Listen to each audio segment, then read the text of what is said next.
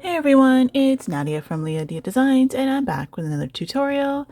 Today I have another quick one for you. I have this tray that I wanted to make and I had poured some pink resin with glitter in it and then I let that cure. And now I want to add a design to the top of it and I want to use opal shells today. So I have these beautiful opal shells from DB Resin products and the technique is going to be a little bit different.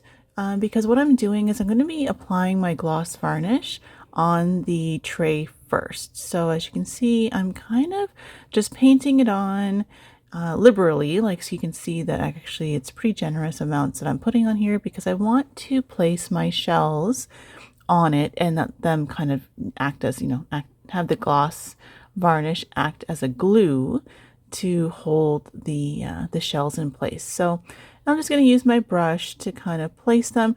I didn't put any outlines because this technique that I'm using is going to be a little bit different than what, if you've been following me for a while, you'll know that normally I put my outlines, I'll draw the outlines first, and then I will fill in the outlines with, whether it's mica or glitter or some other type of paint.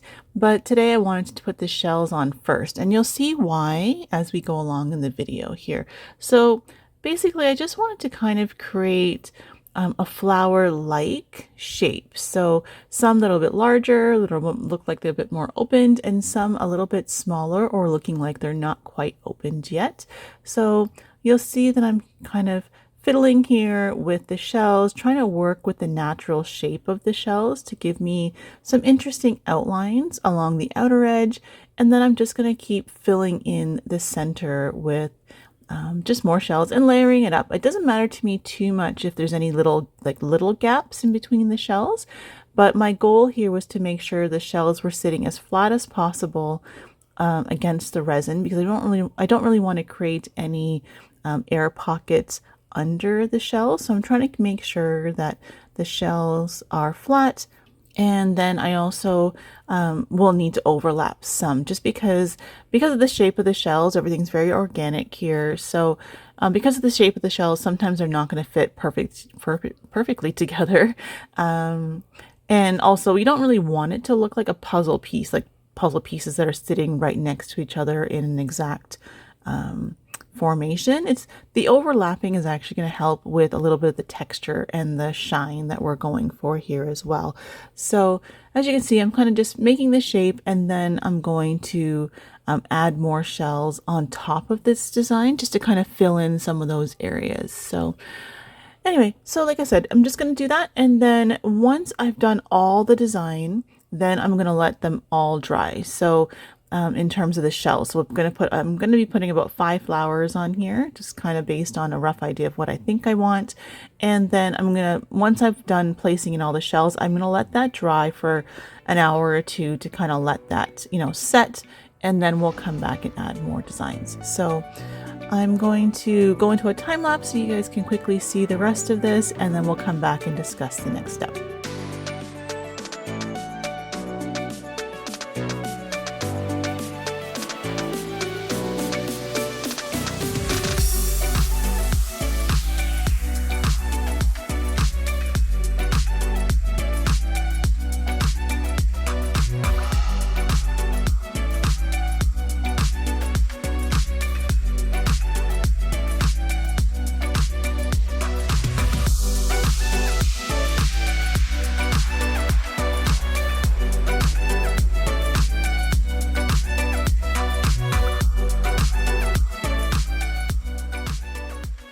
Okay, so everything's dry now, and I'm going to be using my Serenade Relief from Pebeo. It's my acrylic outliner. I believe this color is called Rich Gold.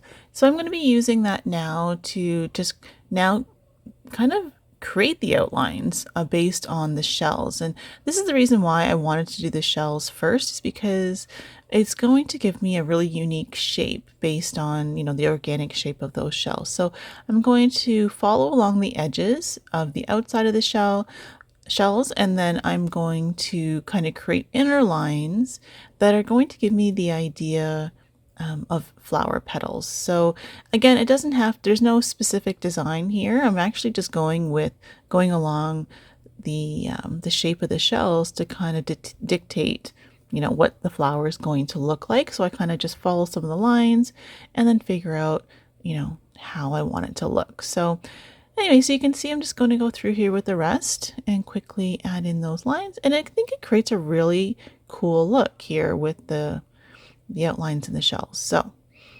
So once we're done getting all the outlines done for these, then I'm also going to go through and work on the stems and the petals for these flowers, because I wanted to create kind of a unique and minimalistic look for this tray.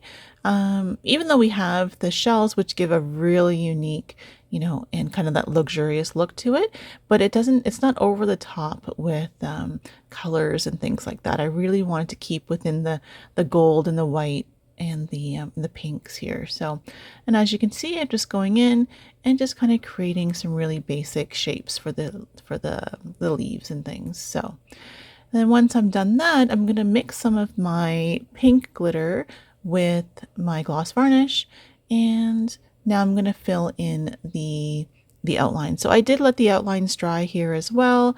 So it probably dried for about an hour or so before I came back to add in these glitter pieces into the leaves. And again, you can kind of see the tone on tone that I'm working with here, pinks on pinks, or kind of a blush on blush kind of color. And so I'm going to fill in the rest of these leaves. I did add a little bit of opalescent glitter to the leaves as well, just so they have a bit of a, you know, different shine and sparkle to them.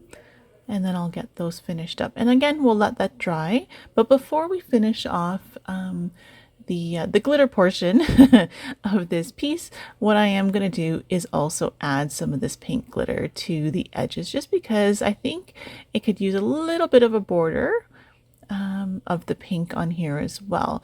And you know, there's like a lot of little details going on here with the different types of glitters and things, but I think it all works really well together.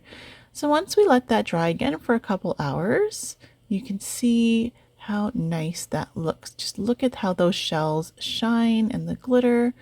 I just think it just gives a really elegant and pretty look to it. And then we're ready to add our top coat. So I am using my 1:1 resin from Counterculture, and I was, you know, being very careful to make sure that I'm trying to get the resin covering absolutely everything, especially the shells. We don't want to have, again, like I said, any gaps in the shells. So I just wanted to make sure I really got that resin in there. And then we'll go ahead and use my heat gun to get the bubbles out. So do that carefully. And I will come through. Sometimes when you have shells like these or glitters, you have to come back and double check for bubbles. So I did do that a little bit as well. And we let that to cure overnight. And once that was done, then we were able to unmold it. So I'll get that out of there. And you can see the layers on the sides, which is actually pretty cool. But so yeah, so there we go. So all done there. And I did end up adding a second top coat to this piece. And also I painted the edges gold. So you can see that as we go through here, it just really finished off the piece really nicely with that gold edging. So anyways, guys, I hope you like this tutorial. It's another simple one. It does take a little bit of patience to get the shells down and, you know, obviously outline it, but I really like the final look of it. So let me know what you thought in the comments, and I hope you don't forget to like, share, and subscribe, and I'll see you next time. Take care. Bye.